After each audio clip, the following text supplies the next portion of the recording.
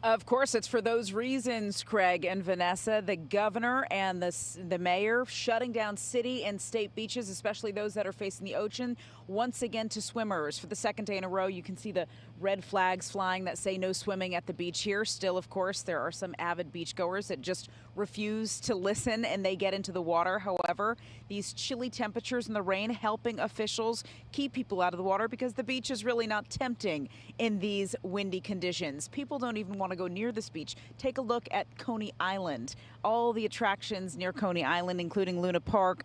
The boardwalk was so quiet yesterday with the Parks Department, vehicle patrols keeping an eye on things. The Wonder Wheel, the Cyclone rides in Luna Park, as I mentioned, just shut down. Of course, there are those avid swimmers that still want to take on Mother Nature.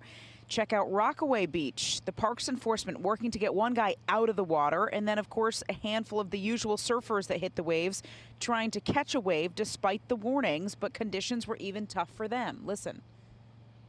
Just not very clean right now because the wind's a little off. It's a little rough out there.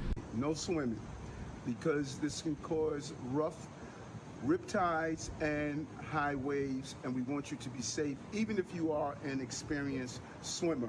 It is important. The beaches are closed Wednesday and Thursday.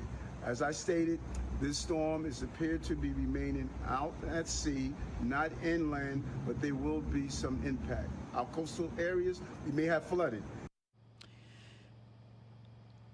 Of course, we checked in with the Parks Department, keeping an eye on things. They said there were no major incidents to report. People heeded those warnings, but likely because of the winds, the rain, the temperatures falling, all helped keep people off the beach.